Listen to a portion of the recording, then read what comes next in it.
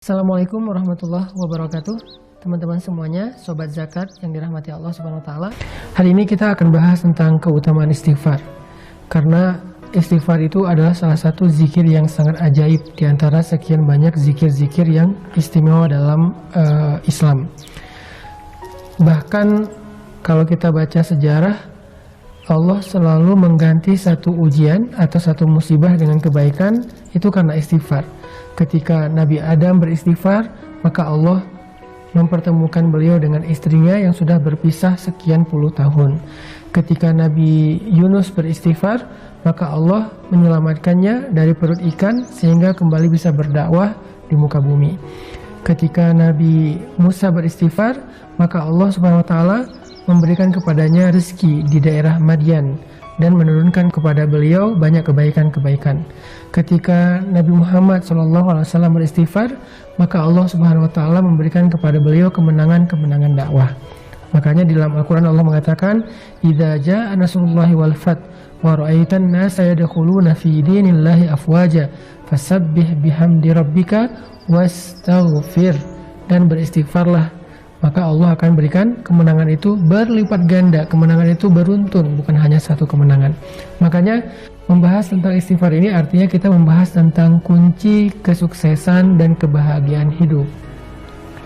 Di dalam surat Nuh yang tadi saya baca, Allah Subhanahu wa taala menyebutkan beberapa keistimewaan dari istighfar yang sifatnya urusan dunia.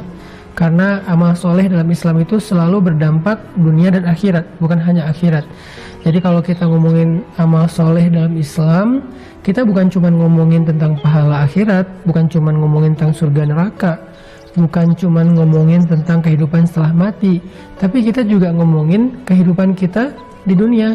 Karena semua amal soleh itu berdampak di dunia dan di akhirat, hasanah dunia dan hasanah akhirat.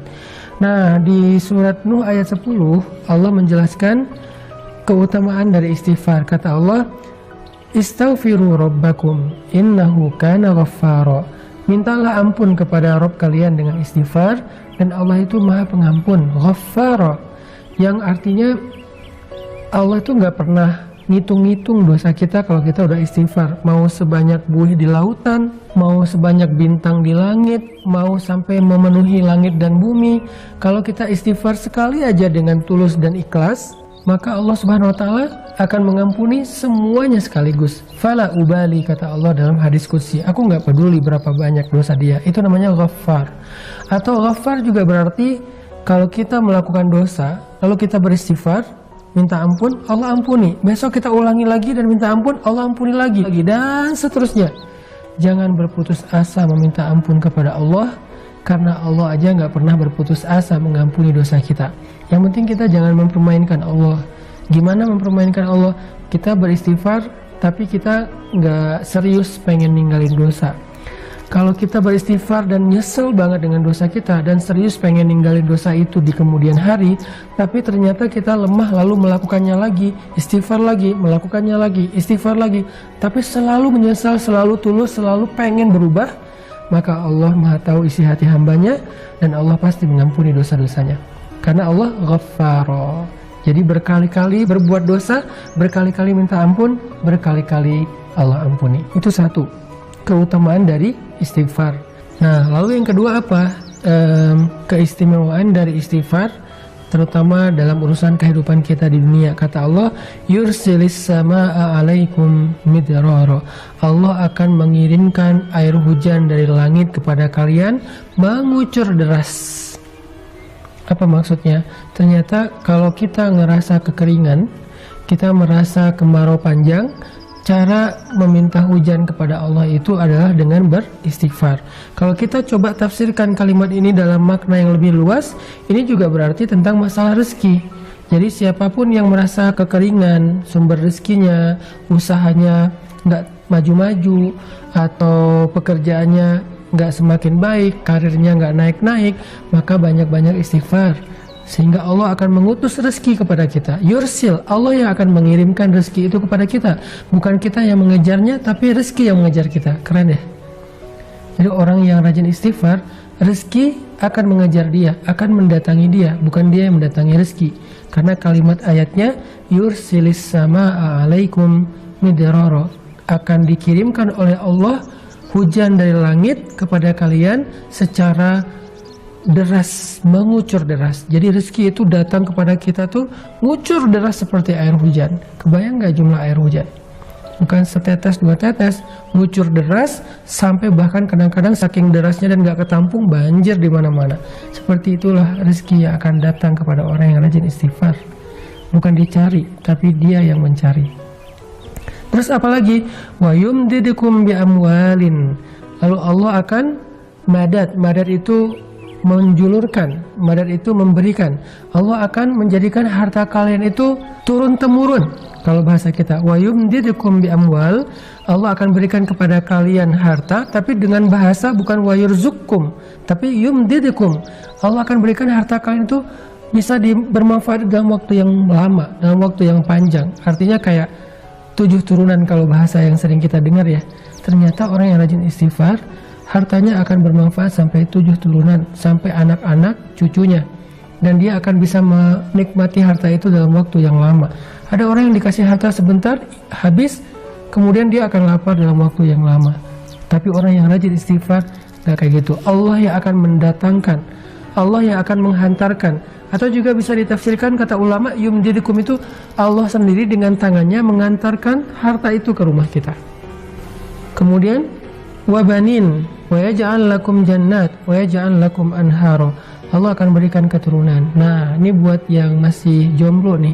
Karena ngomongin keturunan juga berarti ngomongin pasangan, satu paket ya. Yang masih gersang jodohnya, gak ketahuan di mana, atau selalu ngelihat orang lain akad nikah, selalu hadir di acara temennya yang wedding, tapi dia gak pernah bikin acara sendiri. Atau yang udah nikah tapi belum diberikan karunia anak, atau yang udah diberikan anak tetapi masih ingin nambah karena semakin banyak anak mungkin semakin seru di rumah tangganya, rame. Nah, rahasianya adalah istighfar. Banyakin istighfar. Dan Allah punya cara sendiri untuk memberikan apa yang Allah janjikan. Yang penting kita gak boleh ragu kepada janji Allah Subhanahu wa Ta'ala. Coba istighfar. Ya Allah, saya kayaknya udah siap untuk nikah nih. Tahun ini kayaknya harus jadi Ramadan terakhir saya sahur sendiri. Istighfarin aja 1 bulan. Siapa tahu belum beres Ramadan juga udah nikah temennya, bukan kita. Atau mudah-mudahan kita, atau tahun depannya, atau Allah lebih tahu kapan itu. Yang jelas istighfar. Kemudian wa yaj'al lakum jannatin wa yaj'al lakum anharo. Allah berikan kepada kalian kebun-kebun, Allah berikan bagi kalian sungai-sungai yang mengalir. Maksudnya apa sih? Kehidupan yang layak. Karena kebun dan sungai ini dalam konteks ayat ketika dia turun di zaman dulu, itu artinya kelayakan hidup. Punya rumah yang nyaman, punya lingkungan yang nyaman, punya keluarga yang nyaman, yang bahagia, punya harta yang terus mengalir, punya pekerjaan yang baik, punya kehidupan yang sempurna, yang semua orang akan merasa iri kepada dia. Ternyata rahasianya cuma satu dari semua kebaikan dunia ini, istighfar. Makanya Allah mengatakan faqultu astaghfiru rabbakum. Ada juga ulama yang mengatakan arti yursilis sama alaikum midrara. Allah berikan kepada kalian air hujan secara mengucur deras.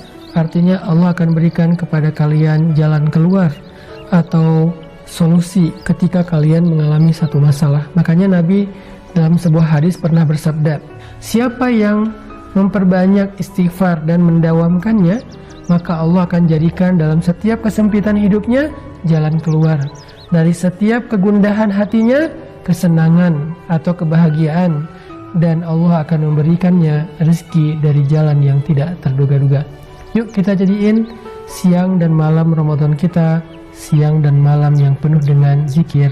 Astaghfirullahaladzim atau La ilaha illa anta subhanaka inni kuntu minaz zalimin rabbighfirli wali walidayya warhamhuma kama rabbayani shaghira. Istighfar untuk diri kita dan untuk kedua orang tua kita. Barakallah.